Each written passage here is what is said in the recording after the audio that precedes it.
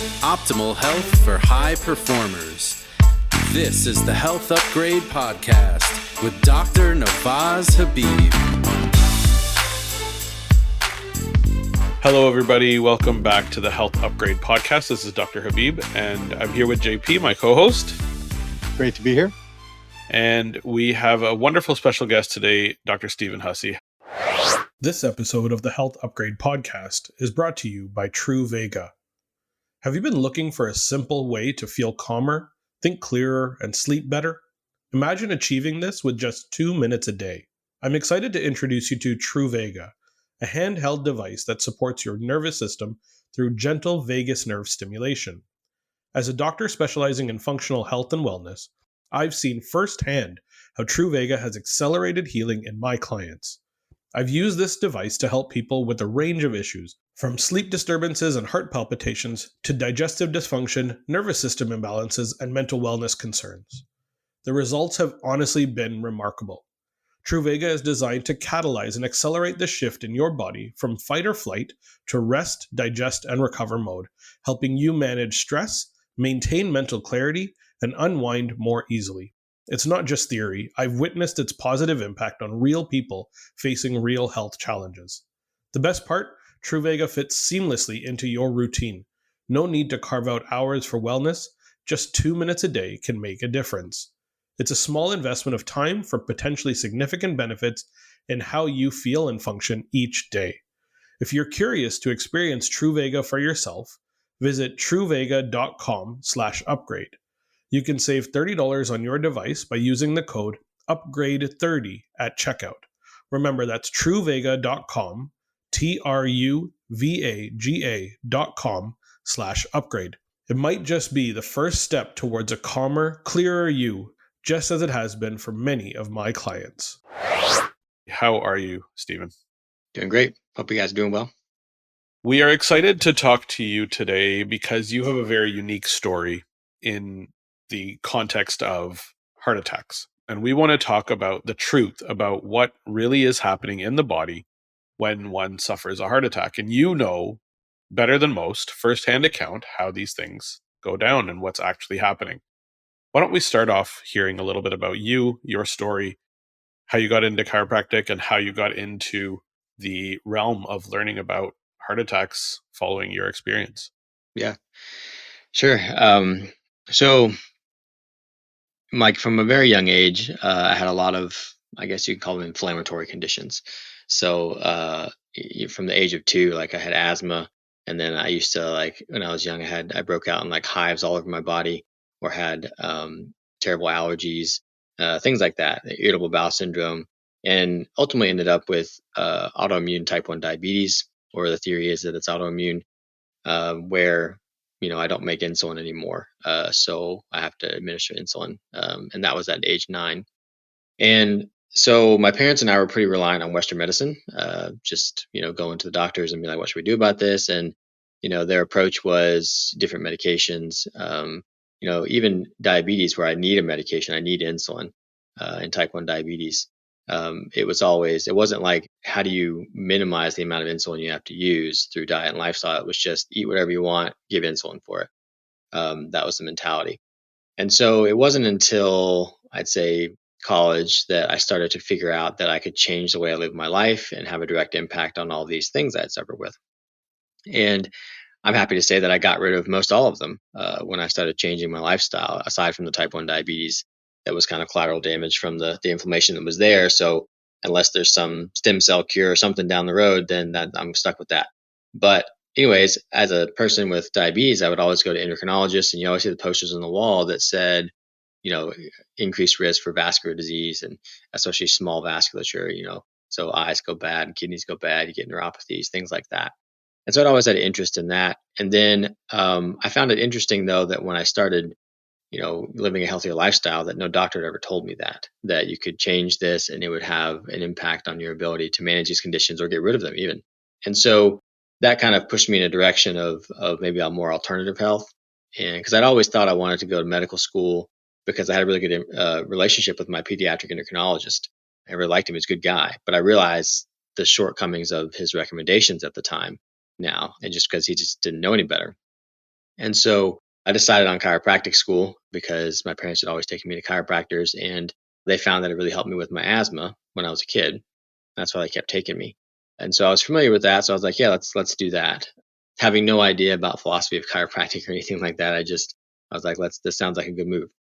So I went and did that. And so I'd always kind of lived a healthy lifestyle, and thought that the chiropractic school was going to give me the answers I wanted to, like, live the healthiest possible. And it was, good education, good baseline physiology education that everybody kind of learns in any sort of medical school.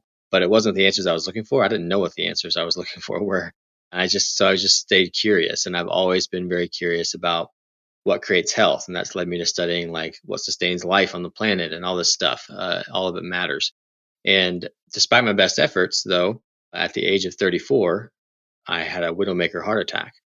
And so this is the type of heart attack that only 12% of people survive if you have them outside the hospital.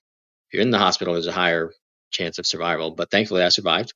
I'm still here, and it's a story now, and I'm using it to help people. So I have theories about why that heart attack happened, and I'm sure we'll get into those. But just a little bit about my experience in the hospital. So at that point, I was kind of like hands up in the air, like, okay, guys, what happened? Tell me, like, what can I do? And I wanted anyone's opinion, all the information I can get, because that's how I make educated decisions. And it was like a broken record. I couldn't believe it. Like, I knew a lot about heart disease at the time because I'd been looking into it my whole life, but I just couldn't believe how broken a record it was. It was just cholesterol. Cholesterol causes heart disease. We got to lower that. You got to take these 5 medications, like a cookie cutter recipe. Here it is. And you know, when I would ask questions, and I wasn't asking them in like a defensive way or anything like that. I would just ask questions because I wanted more information. The conversation was kind of shut down. There was no interest in different approaches. Like, they were there to do their job, and this is what it was. And yeah. So, anyways, I was told I would be on 5 medications the rest of my life, which were a cholesterol lowering medication, 2 blood pressure medications, a baby aspirin, and a blood thinner.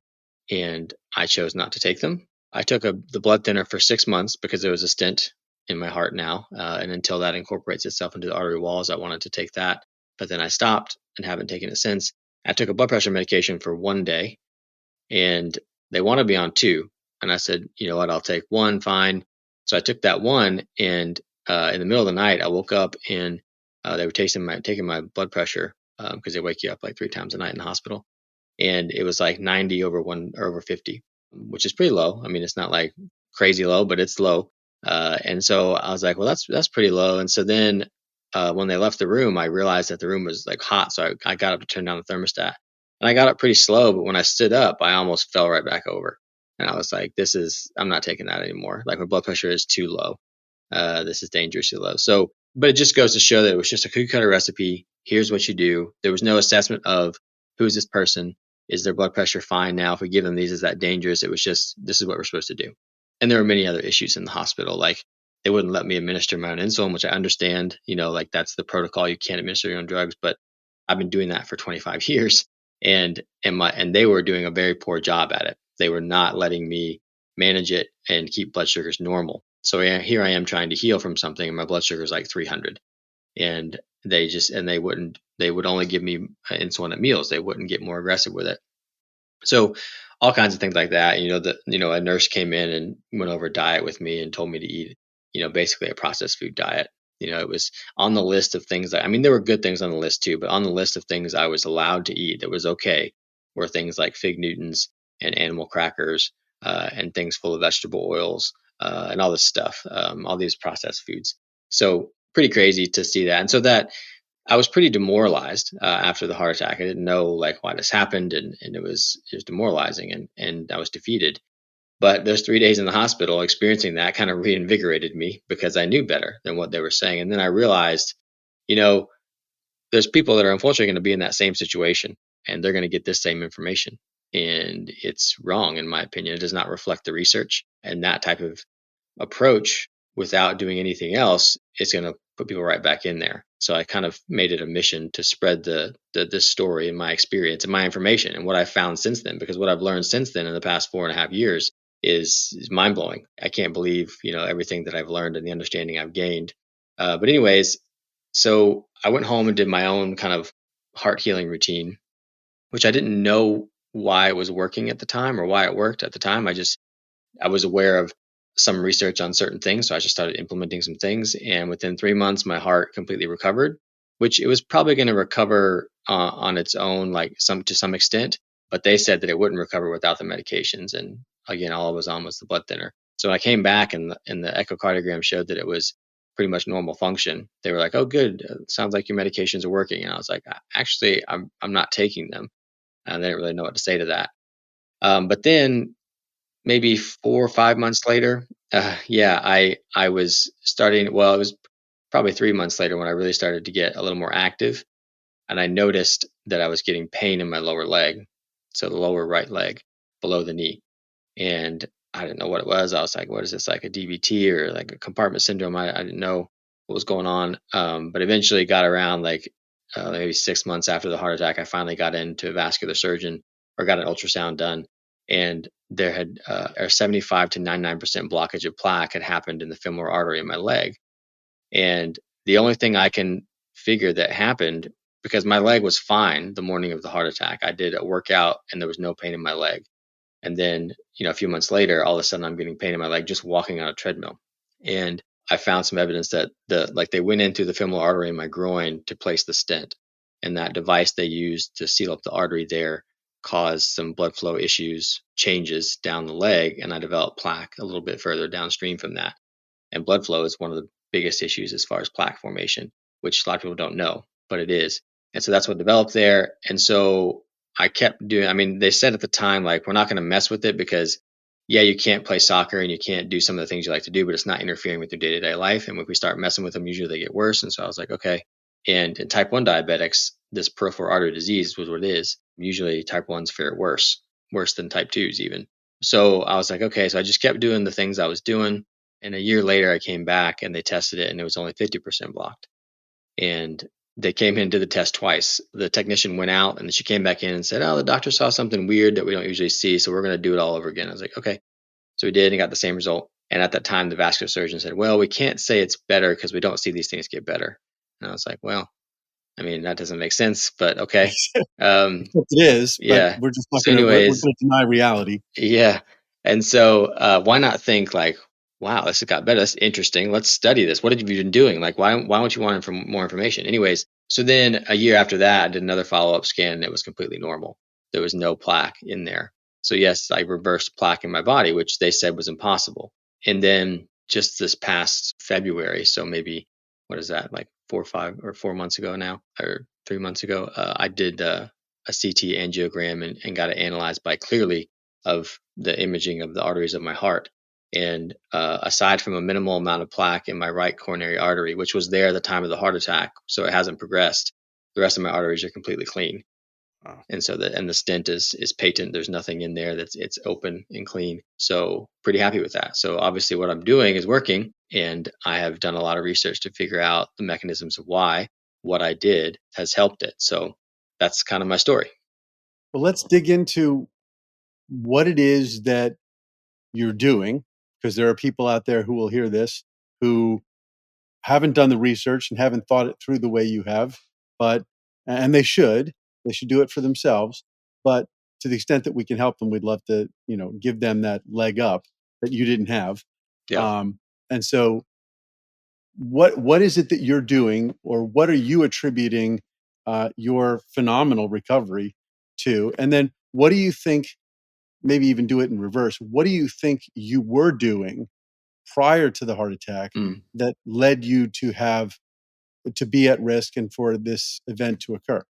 Well, to answer that question, we'll have to talk about mechanisms of heart attacks, which I think are very different than what medicine tells us, or You tell. there's definitely different mechanisms. So if I want to talk about, well, just the short answer first. So if I think about the things that I think contributed to me having a heart attack, I was dehydrated at the time. And I know that because I was dealing with constipation. And I can kind of convince myself that you should only drink when you're thirsty.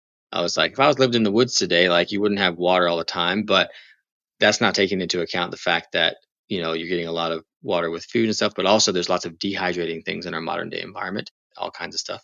that we'll talk about. So I was pretty dehydrated, and I was like getting ready to do something about that, but I hadn't quite gotten there yet. And then, so like when you're dehydrated, it creates sludgy blood. It's not going to move as well. So that increases risk of clotting. And then I was also under a lot of stress at the time. So COVID was happening, and there were things happening during COVID that I didn't agree with, and it was frustrating for me. And so that was all going on. And then I had very stressful news a day and a half before the heart attack about a close family member. And it wasn't just the news, it was the inability of me or my family to get to this person and help them. So, for the next day and a half, I was like trying to figure out how can I get to this person. Like, it was during COVID, they were in other countries. Like, it was crazy. Anyways, so yeah, then a day and a half later, I woke up on a Tuesday morning and did my usual workout, which is that workout where my leg was fine, where I would sprint up a hill, drop and do push-ups to failure, then do lunges to failure, like all this stuff. So it's pretty intense. And then 30 minutes later, I had a heart attack. I started getting this feeling of pain right here. And so I think that it was a combination of those things. And the workout probably was the straw that broke the camel's back. And so, but there's different mechanisms there. Like I could argue that it was an acute clot formation that formed and totally blocked an artery in the exact spot where there's the most pressure and most heart attacks happen, is right there in the left anterior descending artery, like the posterior part of it. So you could argue that there's a clotting response. Like I had a CAC score, which is a measure of how much calcified plaque there is in the arteries of your heart. So it doesn't measure soft plaque, it just measures calcified plaque, but mine was 0. It was a perfect score 6 months prior to the heart attack.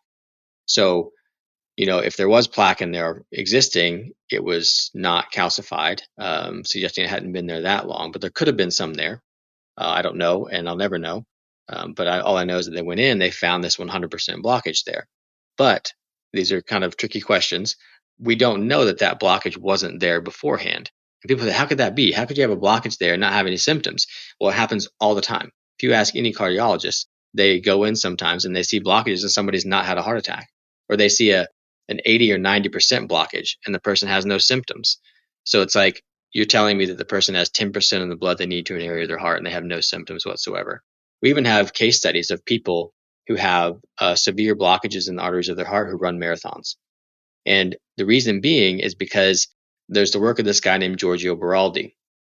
And Beraldi was a scientist who throughout his entire career, he did these autopsies of the heart, and he would do this. You ever been to like the Body World exhibits where they do like the cast of the arterial system? He invented that procedure. And he did this on hearts his whole career. And he found that he had people who died of non-cardiac issues who had 100% blockages in their arteries with no symptoms. He found people who died of heart attacks where the blockage that supposedly caused the heart attack was in a totally different area of the body where the tissue death of the heart happened. So there's all these interesting things. And as far as I know, his work is largely ignored by cardiology. I've yet to meet a cardiologist that is aware of Beraldi's work, and he's put it all nicely in a few books so you can get them. But anyways, he found that anywhere there was a 60 or 70% narrowing, when it got to that much narrow, the body would build collaterals around it, collateral circulation, or collateral circulation would grow from the other arteries of the heart over here. And he found that 100% of the time, because I've had cardiologists tell me that happens sometimes and sometimes it doesn't. Well, Beraldi's work shows that it happens every single time. And if we take his work, and the extent and the detail of his work as true. So that shows why, that blockage could have been there the whole time for me. And none of it was calcified, so it didn't show up on a calcification scan, but the collaterals were there. And that would mean that the collaterals were providing blood. So the acute blockage, if it was an acute blockage, was not what caused my heart attack. Something else must have done it. However, just to back up just a minute, so the work of Beraldi showing the collaterals form, that right there tells us why, when you look at the long-term research, long-term outcomes on research on people who have either elective stents, so not stents in a heart attack situation, but a stent like electively, like, oh, you have an 80%, let's put it in to prevent one. Or they do bypass surgeries to prevent heart attacks. Like, if you look at the long-term outcomes of those studies, they don't prevent heart attacks. Whether you have those procedures or not, you're just as likely to have a heart attack because they're not addressing what causes heart attacks, in my opinion. I don't think the stenosis of an artery is what causes a heart attack. I think it's an acute clot. That's one way that a heart attack can happen, is there's no time for collaterals to form if it acutely blocks like that. But those collaterals can form very fast. We've found in animal models, we have research that shows that the collaterals can form within 4 to 7 days. So like they've slowly created a stenosis in a dog or something, and the body responds and builds the collaterals around it. So there's lots of things. Now those procedures are very profitable for medicine to do. So they don't want to hear the work of Baraldi. But people will also say that you'll get soft plaque. They'll say that, oh, maybe you had soft plaque in there and that soft plaque ruptured, right? And the rupture causes a clotting response and that blocks the artery. And that's a theory. Now, I haven't talked to all cardiologists, obviously, but I've talked to a lot. And I asked them, okay, when you go in and you intervene during a heart attack and you see a blockage, what tells you that that was a plaque rupture? What tells you that that was the cause? And, they say all these things and everything, but basically they don't know. It's a theory and they're using some evidence to kind of match the theory, but there's nothing that proves it was a plaque rupture that caused it. Now, there's a study called The Myth of the Vulnerable Plaque, which is free to read. You can go look it up and you can read it. And those authors looked at all the evidence for this plaque rupture theory of heart attacks, and they found that plaque ruptures happen all the time, but they rarely cause heart attacks. And their number in the study was the chance of any one stenosis in an artery of causing a heart attack is 0.06%. So they can cause them, but it's very rare. Would suggest there's other mechanisms. So people are probably wondering what's the other mechanisms, right? And this one gets a bit technical, but basically we all know that heart attacks, if someone scares you, out from behind the door, they scare you. We say, oh man, you're going to give me a heart attack, right? We know that there's this stress response component of heart attacks. And the research is very clear that heart attacks are more prevalent on Mondays when people hate going back to work, or around stressful days of the year. Like, unfortunately, holidays are stressful for people, so we have heart attacks. Or when you lose an hour of sleep. Or daylight savings time, or even like big sporting events where people are stressed about losing money they bet or whatever. All these different times, we know that heart attacks are more common around these stressful times. And we're supposed to believe that stress restricts arteries and that makes the blood less likely to flow. And then we get a clot or we get restriction of blood flow and we get a heart attack. And maybe that's true. However, there's also another mechanism that I describe in my book where you're supposed to get balanced nervous system signaling to the heart, right? So we have two aspects of the nervous system, and it's like the stress response and the non-stress response. Stress response reserve, sympathetic and parasympathetic. And the stress response is reserved for when our body encounters a stress, and we're supposed to react to the stress and return to homeostasis. And the non-stress response is more activated when we're resting. There's no stress response. There's nothing stressful, and we're sleeping or whatever. And so people think that we're in one of those or the other. They say we're in sympathetic or parasympathetic, and that's not true. We're supposed to be in both at the same time. One may be a little bit higher than the other, but they're always supposed to be both signaling at the same time. And that's especially true for the heart. And so if we get a surge in a stress response to the heart or anywhere in the body, there's also supposed to be a lesser surge of parasympathetic to kind of break it, or they call it like the vagal tone or the vagal break or whatever. And that's supposed to happen. That's normal. And so think of it like if you're walking your dog, right, on a leash, and the dog sees your neighbor and the dog wants to attack your neighbor. That's the stress response. The dog is attacking the neighbor. If you didn't have the leash, which is the vagal break, then the dog would attack the neighbor and it would be a catastrophic event. You'd get sued by your neighbor or whatever, right? But when you have the leash, you're holding back. The stress response is still happening, but you're holding it back. And that's the way it's supposed to happen in the heart.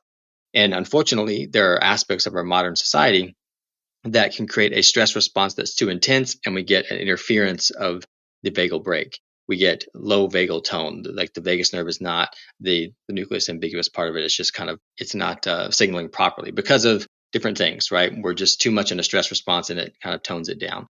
And so when that happens, if we go through a stress response without that vagal break, it forces changes in metabolism in the heart tissue. So the heart is a muscle, right? And if you have a stress response or you create a stress response in the muscles of your leg, like going for a run, you eventually start to feel a muscle burn, right? Because when you increase that stress response, your muscles start to burn up glycogen. And when you burn up glucose, which is what glycogen is, you get more lactic acid buildup or hydrogen ion buildup and just various metabolites in there that create this acidic environment that creates a burn.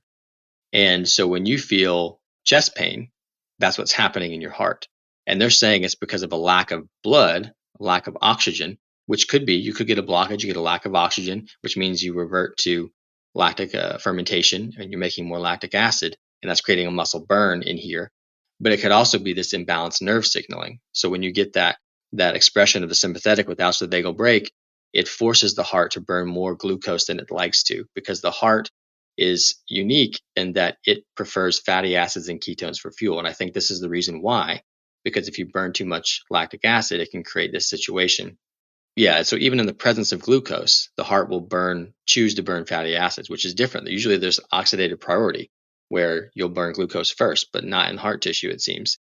And I think that's for a reason. However, with the stress response, it imbalances things and you start to burn more glucose. You start to build up lactic acid and hydrogen ions, and it creates this swelling in the heart tissue, this edema, which is the same thing that happens in your muscles. They kind of swell a little bit. However, in a And in your heart, lungs with asthma, yeah, and in your joints with inflammatory disorders like yeah, psoriatic arthritis pretty much and everything. rheumatoid arthritis. Yep. Yeah. And so when Inflammation. that swelling happens, now the pressure in this encased like heart tissue, the pressure is greater on the inside and blood can't get to it because the pressure from the blood is not enough to combat that. And then you get this tissue death because you get this lack of oxygen, lack of blood flow to the area. And that's why, like when Baraldi found that there was a blockage here, but the heart attack tissue death happened over here, is a totally different mechanism. And so that's kind of this thing. So that could have happened for me too, right? I don't know, because all I know is that I'm laying there in the cath lab, and the pain goes away. But the two things that happened right at the same time is, one, they placed a stent and they gave me morphine at the same time. So which one was it? I don't know. Was it the opening up of the artery and restoring blood flow, or was it the morphine calming my nervous system and just making me or not feel anything even, that made the pain go away? I don't know. All I know is that the things that prevent both of those situations, whether it's an acute clotting event or whether it's this imbalanced nervous system, are the same things. And that's what I found. So if I want to prevent that from happening again, I should do those things. So this is interesting. So my history with the widowmaker heart attack and just knowing people around me that have experienced this, my wife's uncle passed about 10 years ago, age 47, one shot, gone. Just a few weeks ago, sadly, one of the other dads at my daughter's school, 37 years old, one shot, passed, driving to his his 1.5-year-old daughter's baptism, and was able to stop and got out of the car, but it happened right there as they were driving to the baptism. I have goosebumps talking about this. This is severe, and what you're saying, you're speaking our absolute language. Yeah. Autonomic balance is the key here. People are too focused on the what you're talking about here with regards to, it's not necessarily a restrictive blood flow in the blood vessels due to a blockage, due to plaque buildup, due to a plaque rupture or something along those lines. It's not happening the same way that a stroke is necessarily.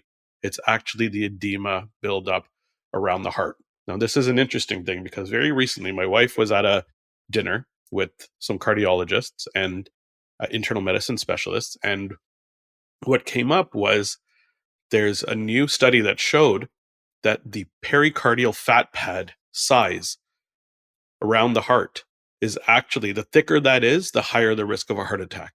Hmm.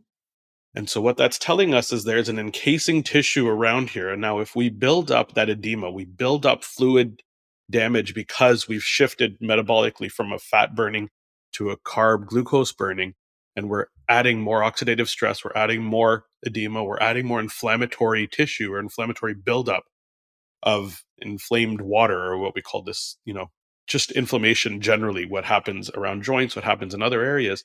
But now we're encasing it within this fat pad that is thicker.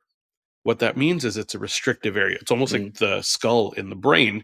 And so it's creating this pressure, and that's where the actual compression or the physical pressure is being created. And that could potentially explain why the tissue damage or the death of that muscle tissue is occurring locally in different areas. And keep in mind that the free fatty acids that are in high concentration in larger fat pads, just because you have more fat, there's more free fatty acid flow. Free fatty acids are, by definition, inflammatory because they bind to toll receptors.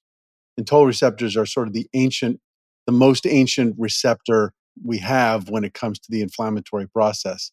And the fact that they respond means that the heart is feeling like it's in chronic damage mode, that there's damage associated molecular patterns or DAMPs that are activating an inflammatory response in the heart.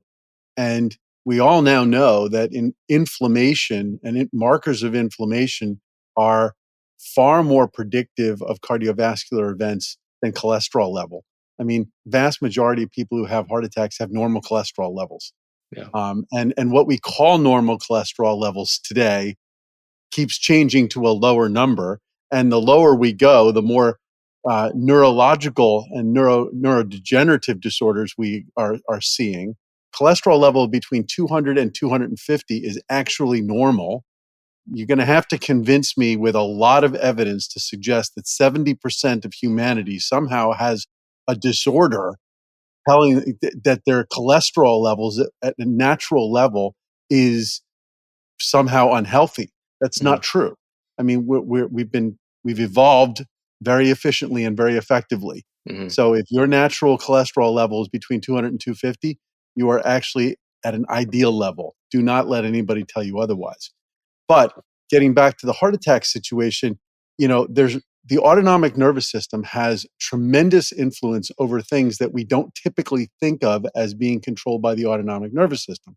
Things like our immune system, things like at the subcellular level, metabolism, and even clotting.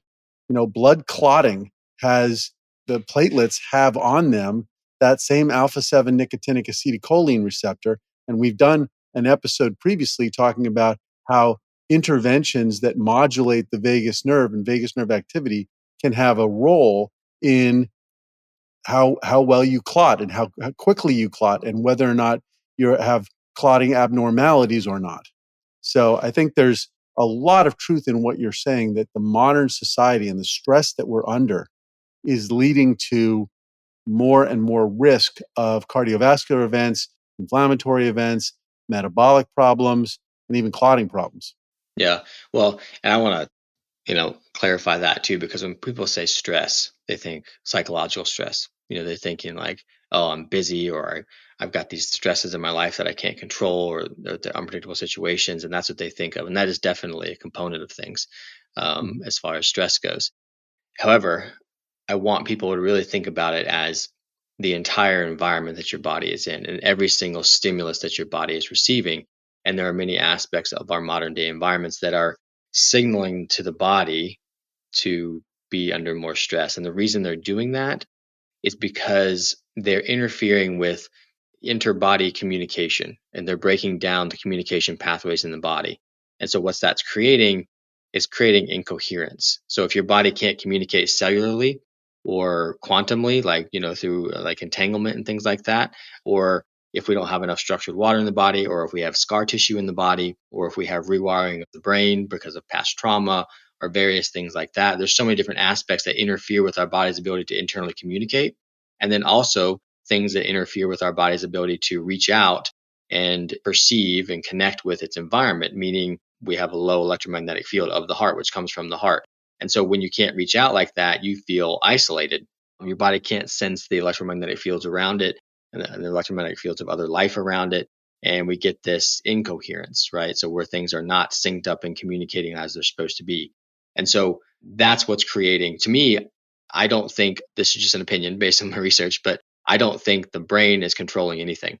The brain is a messenger. It's like the postal office. So it doesn't change the messages it receives. It just looks at them and sends them where they need to go. At least I hope the post office does that. But so if we want to change the signaling, the autonomic balance of the nervous system, we need to change the signals the body is receiving, because the signals the body is receiving is what's dictating how the brain communicates that autonomic signaling back down to the body.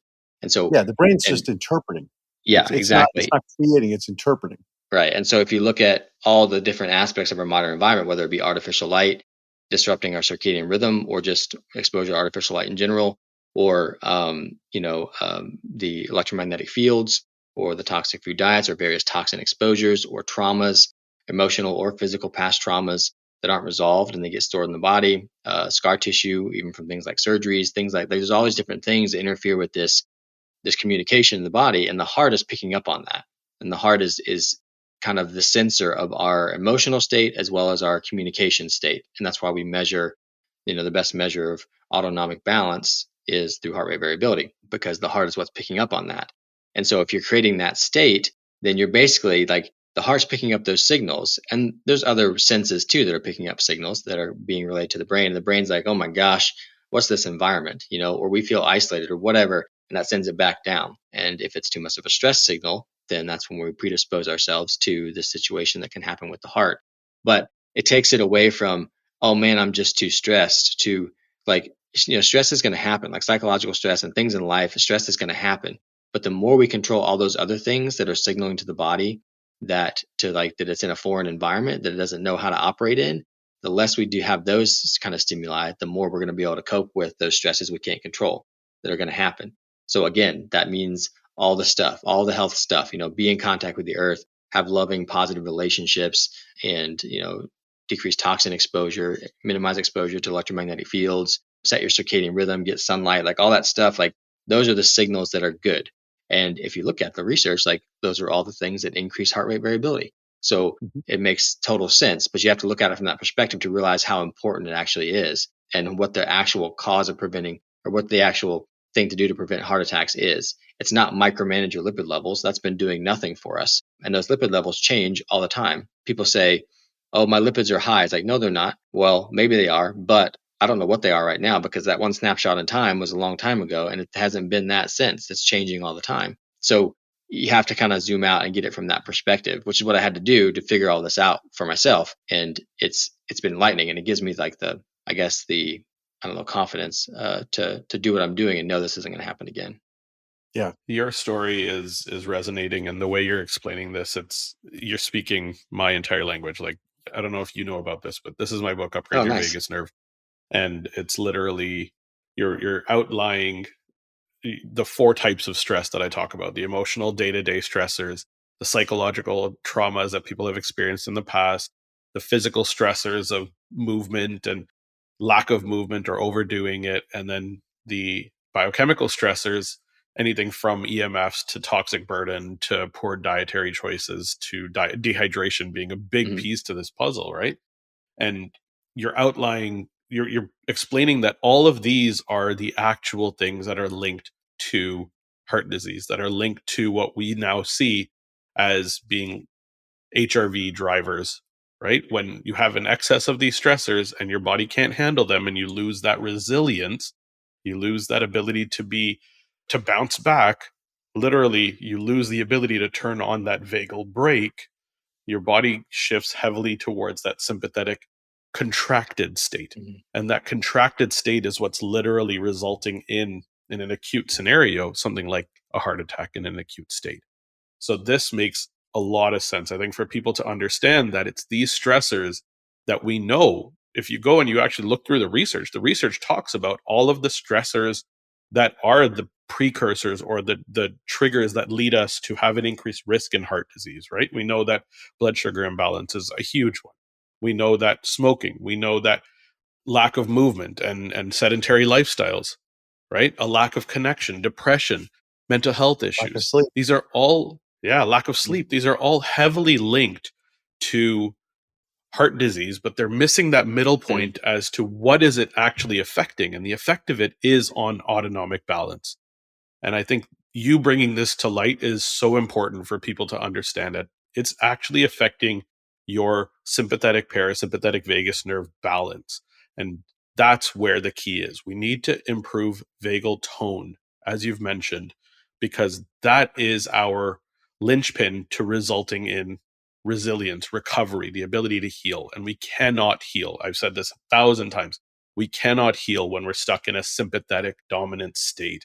Our bodies need to be able to shift between these 2 states. They're constantly going back and forth, sympathetic, parasympathetic. They're both on all the time. But when that vagal brake is not functioning well, when the vagus nerve is not able to send its signals effectively, we're pushed into a heavily sympathetic state, and that will result in chronic disease or acute direct issues like you experienced. Yeah, and like I said too, like I described 2 different mechanisms, and all those things, whether it's the autonomic imbalance that creates the clotting response, or it's all the things that create autonomic balance that are creating a clotting response. It doesn't matter. The solution is the same. Or if it's autonomic balance creating the mechanism of, the change in heart tissue metabolism that causes it, it doesn't matter. Again, the answer is the same. So I don't need to know the answer to those things in order to know what to do moving forward or what to tell people to do. It's all the same stuff.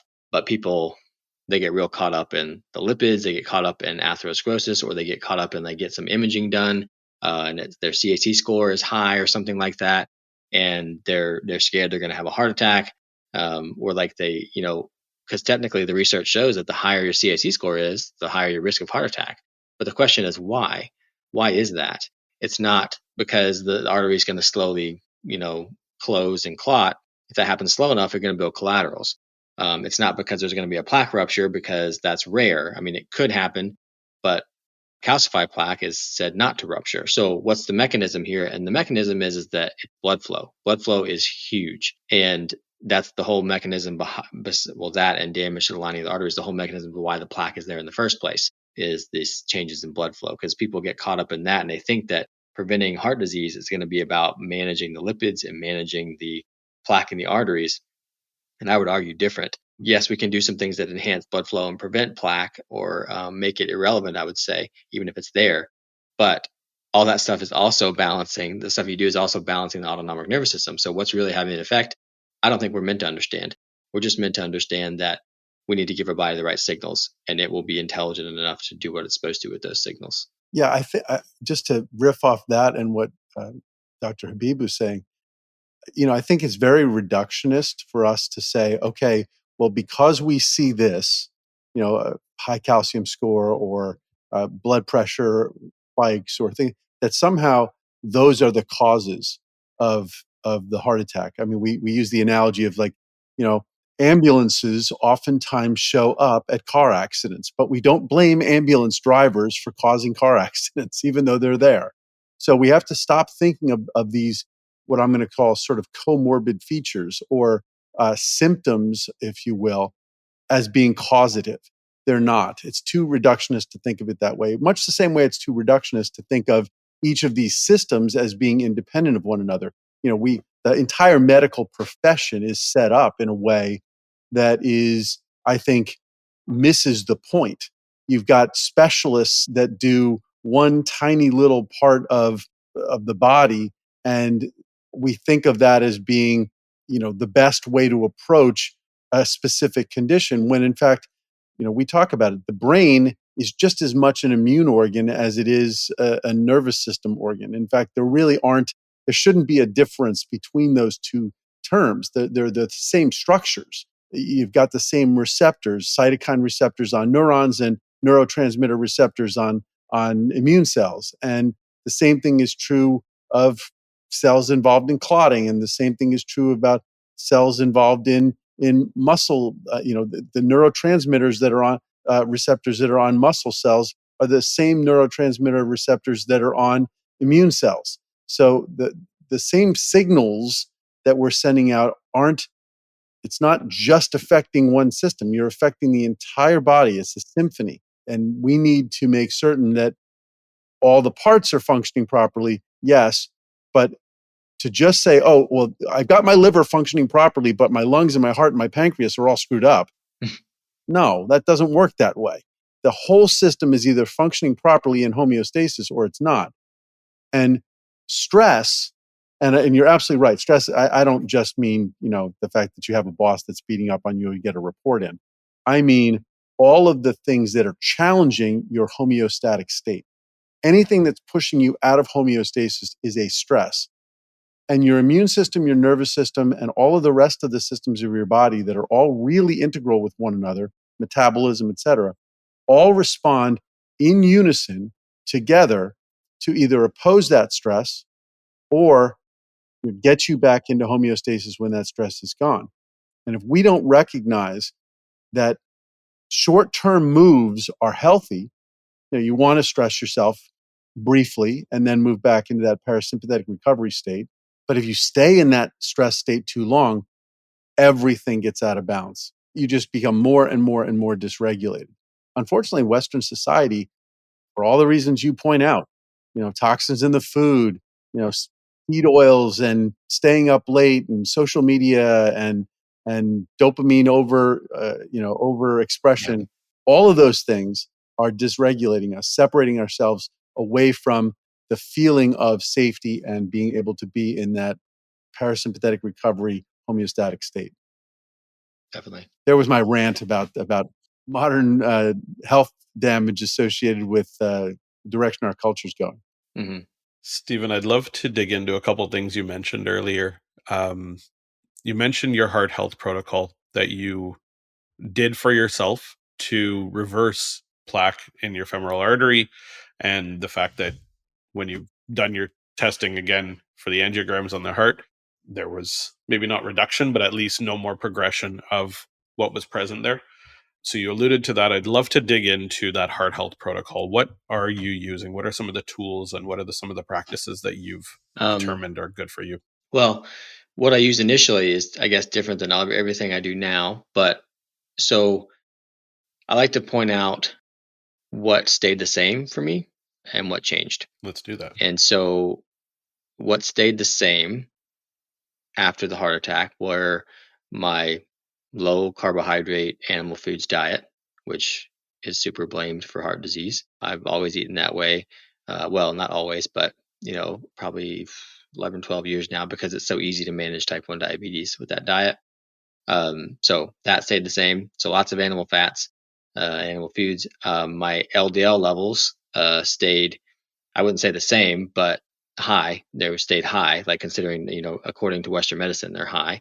And I'm talking like at times LDL, which is they say should be 100 or lower, which I don't agree with, it was like 300-400 at times for me.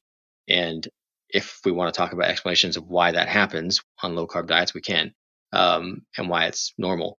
So that stayed the same. Unfortunately, my stress probably stayed, maybe not like acute stress, that didn't stay the same, but my chronic stress probably got worse over the year and a half, 2 years that I healed this stuff. So I guess it just shows the power of the things that I did use. So all those things stayed the same. And then, what I changed, and the original reason, I guess the main thing I initially started doing was infrared sauna. And the reason I started doing that is because in the hospital, they were just like, man, there's damage to the septum, which is the area of between the two ventricles in your heart, damage to that muscle tissue.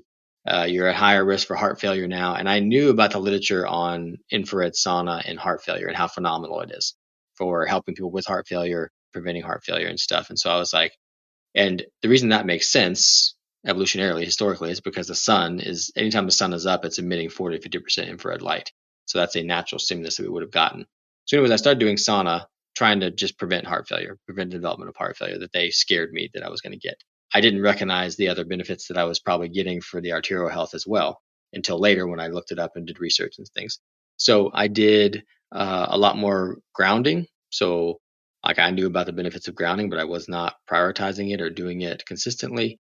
So I started doing that a ton. And then I also tried to get more sunlight. I'm pretty fair skinned, so I wouldn't avoid the sun. I don't think it's bad for you. I never thought it was bad for you, but it was just I would burn easily. So I wouldn't get as much. But now I go out all the time, and I've built up a solar callus, and I really worked on it, and I get tons of sunlight. And then I also set my circadian rhythm. I started being very cognizant of artificial light exposure at the wrong times. So before sunrise and after sunset, I would start blocking blue light. And the reason that that's helpful is because when you do that, you optimize melatonin levels and sleep, which is incredibly important for healing. Like when we sleep at night, we're supposed to heal and repair and detoxify, and all this stuff is supposed to happen. And if we eat too late, or if we have artificial light after sunset, then that interferes with this process. And I tell people it's like you never took the trash out in your house. Eventually it's going to get backed up and it's going to be unlivable there. So you got to clean house, you got to heal and repair at night. And especially the lining of the artery, melatonin is a very potent antioxidant, very healing to the lining of the artery. If you have artificial light after sunset, you're not getting melatonin production. So I started doing that. And those are the four main things I did. I did take a few supplements at first, like the first year after the heart attack. I took some L-arginine and some taurine in one supplement, which is supposed to be, there's research that shows that those things are good for the lining of the artery. as far as nitric oxide production and things like that. Yeah. But I was probably already getting enough of those too with the animal foods I was eating. And then I took a supplement called wabein or strophanthus, which is just an extract from a plant that has been shown to have the same effects of increasing parasympathetic signaling to the heart. Our body makes this endogenously, but there's also a compound we can get from a plant that we can take it. And that's been the reason I took that is because it's I didn't have the mechanisms of these heart attacks in my head at the time, but it's been shown to be great for people with heart failure. So I was trying to prevent that. And then I took an enzyme called serrapeptase, which looking back, if I'd known, like there's better research for nattokinase, but they're both seem to be pretty good. But I took those for a year, and the healing happened over more than a year. So I would argue that it wasn't the supplements that created the healing; it was the other environmental things that really helped, and they may have helped it push it along a little bit.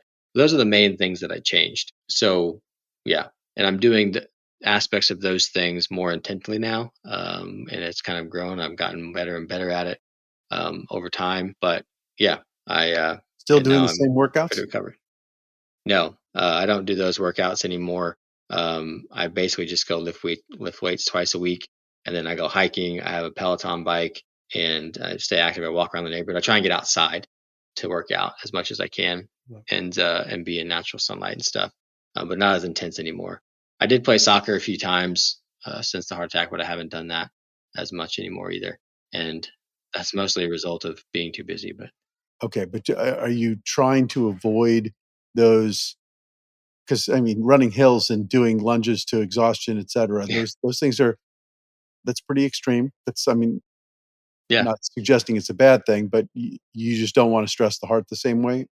I wouldn't. I mean, I'd be lying if I said I wasn't concerned about that at any point. I mean, there's Right. a bit of a trauma there like that, and that's a memory thing that I have. But I I don't. If I had to do it, I don't think I would stop because I fear it. You know, like if I had to sprint or something like that. But I just don't necessarily think that that intensive exercise is necessary to be healthy. It's helpful for attaining higher levels of health or higher levels of performance and things like that for sure. Absolutely, but I don't think for the average person it's necessary to be healthy. And at the wrong time, as I unfortunately proved, it could be catastrophic. So that doesn't like mean that I'm deterred from doing those things. Like it's just, I just want to be healthy. That's my goal, not to be the fittest or the best performer or whatever. I just want to be healthy. So So, what year was it that you had the heart attack? what year? Yeah, It was January 5th, 2021. and was there anything else? I'm going to ask the third real question, which was, were you vaccinated for the COVID vaccine? You didn't take No. the COVID vaccine. Well, It wasn't most it healthcare was providers available, don't but not avoid. widespreadly available at the time of this. It wasn't Okay, like it was available for people at the time, but it wasn't all over the place. right. So, yeah, but no, and I never would have. Yeah. Well, But people ask that you're a lot, you're and with that's me on obviously that one. Yeah. yeah. In your work, have you noticed any correlation or have you heard of any correlation with regards to vaccine And clotting, injury with blood vessels? absolutely.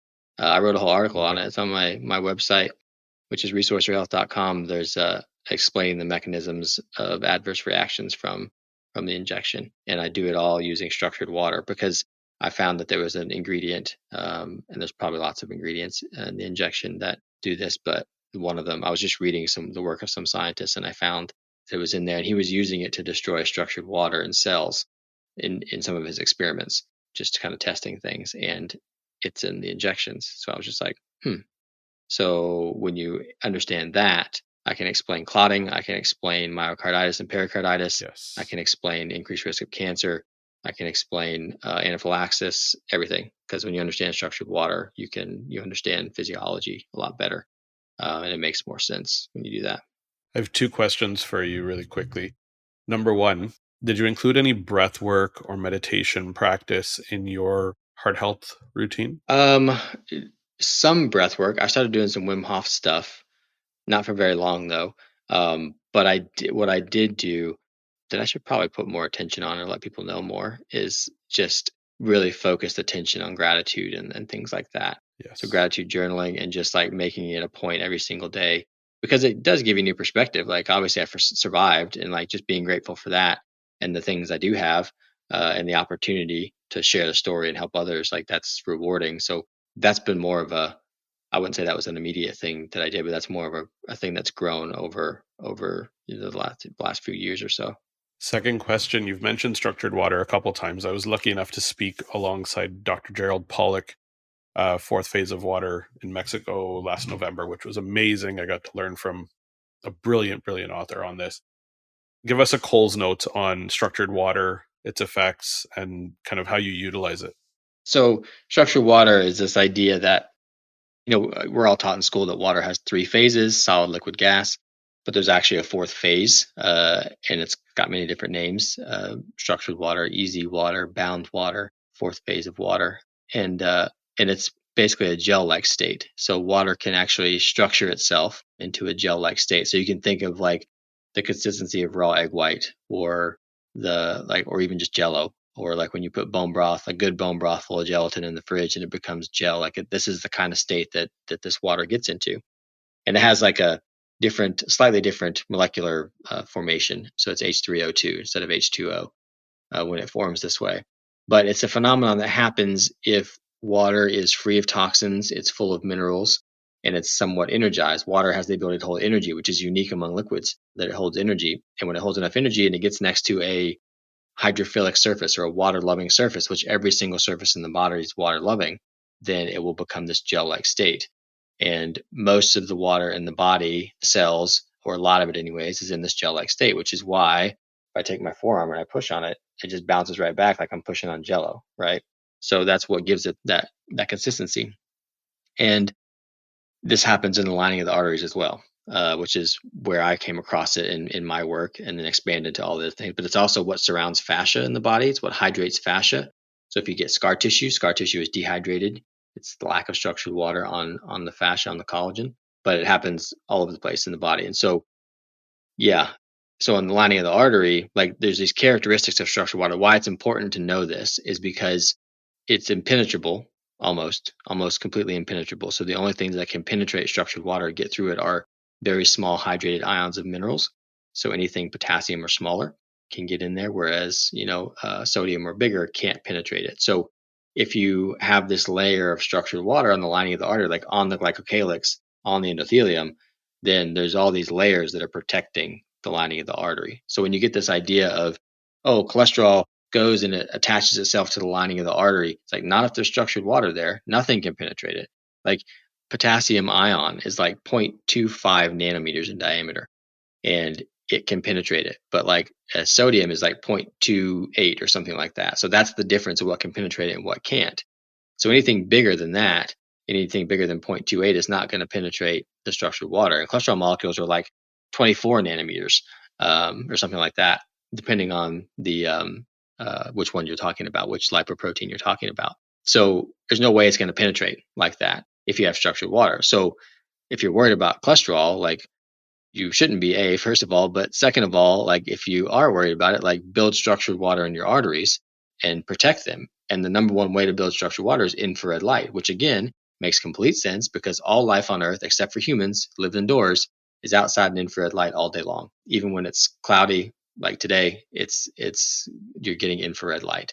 So it just makes sense. The other things that build structured water are being in contact with the Earth, grounded, which all life on the planet, except for humans and their pets, are grounded all day long.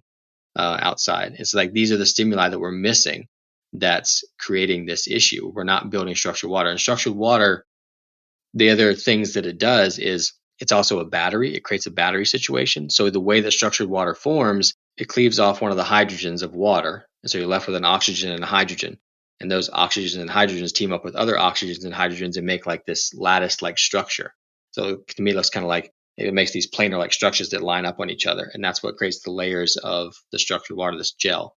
And because it's linked together now and it's not individual molecules, and because the oxygen is a bigger molecule and it's not balanced by two hydrogens now, it's more electronegative. The structured water is more electronegative because oxygen is a negatively charged molecule.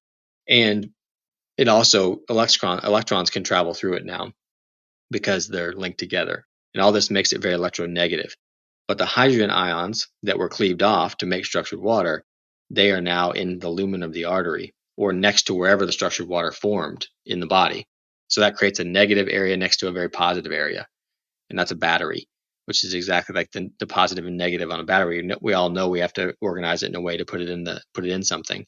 But when you get that charge separation, it creates energy. And they've actually done experiments in Dr. Pollack's lab where you put an electrode into the positive side and then one to the negative side, and you power a light bulb, and the light bulb comes on. So this is the energy storage form in our body. It's not ATP. ATP is an energy form of energy storage, but it's not the cellular currency of the body. It's structured water. So we take in energy from our environment, or we harvest it from food or whatever. We're building structured water. We're basically charging up the body with energy and structured water. So that's another thing. And so this energy gradient that's created actually does the work of moving fluid, which is exactly what we want to do in the vascular system or the lymphatic system or the cerebral spinal fluid. We want to move fluid around, and that's what it does. And if you look at, sunlight, infrared sauna, grounding, it's all been shown to increase blood flow, not because it makes the heart beat faster, because the heart is not the primary mover of the blood. It's these mechanisms of structured water that are just creating blood flow. And there's other things too. But so that's one aspect of it. The other aspect of structured water is it's a very slippery surface. It's like frictionless. So if things are moving through the blood, if we want to create less friction and keep things moving, we need structured water. So it's critical for the healing of the vascular system and preventing clotting, because structured water also forms not just on the blood vessels, but on any biological surface like the red blood cells. And the red blood cells hold a negative charge. We call it zeta potential. And that negative charge is made of structured water. That's what gives it the negative charge, is when you have the structured water on it. So if you have all these red blood cells and platelets and everything in the blood that hold a negative charge, they're less likely to clump together, unless we get a chemical reaction like the clotting cascade that tells it to. But if we don't have a clotting cascade and we just have, less charged red blood cells, they're going to clump together, and that increases risk of clotting. And the reason that we see atherosclerosis and risk of heart attacks or risk of more clotting is because they're interrupting blood flow. Like if you have an artery and you got something in there like impeding the artery, the blood's got to go around it. And when it goes around something, it eddies or just creates less blood flow. But atherosclerosis is very different, forms very differently than what people think too. It's not this accumulation of fats or lipids or cholesterol or whatever. It's actually made up of clotting tissue. When you analyze plaque, it's made up of clotting tissue. So, yeah, I mean that's structured water though. We should do a full episode on structure. We absolutely need to do a full We gotta do episode a on deep structured dive water. into it. I'll try to get Dr. Pollack. I was lucky enough. It was myself and him were the two English speaking speakers at this conference called Food for Life in Mexico, and we had like 3 days of just the two of us speaking English with one another. And That's it was awesome. the most fascinating time for me. I got to learn so much, and just the light bulbs that I had going off with the idea of structured water, the breakdown of structured water, and potentially a very strong link between structured water and parasympathetic tone, because as parasympathetic tone decreases, structured water breaks down. So really interesting thought process there, and there were a lot of light bulbs that came up. So Stephen, I'll keep you posted, and I'll try. And to no pun intended. The light Dr. bulbs Pollack as well. Yeah, he's powering light bulbs with structured water. Light bulbs are going off for you. Yeah. It was really wonderful.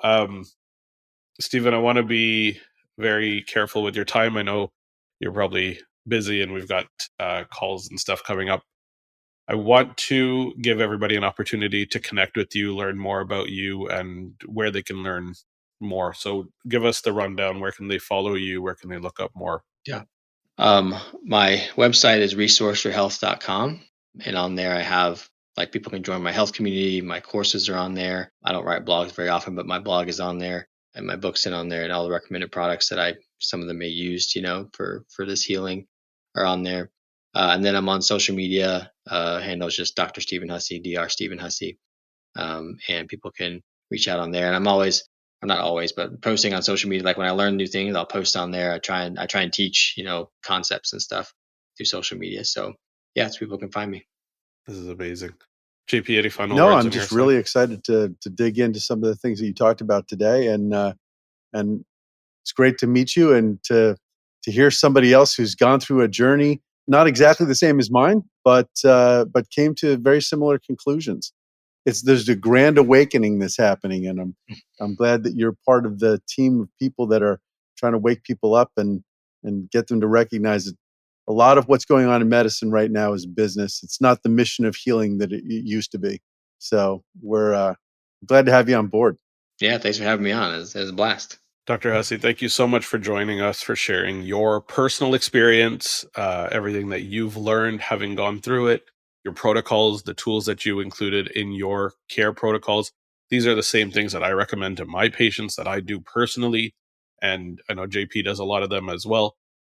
We're here to work towards upgraded health, period. We want people to experience what good, positive health feels like. The energy, the ability to focus, the ability to be in flow state, the ability to share your innate gift with the world. And that's really what we want. And if your health is not there, you're going to be limited in how much you can do and the impact that you can have. And so thank you for coming on and sharing your impactful story with all of us. And for anybody who has gotten to this point in the podcast, please share this episode with at least one person you think could use this information.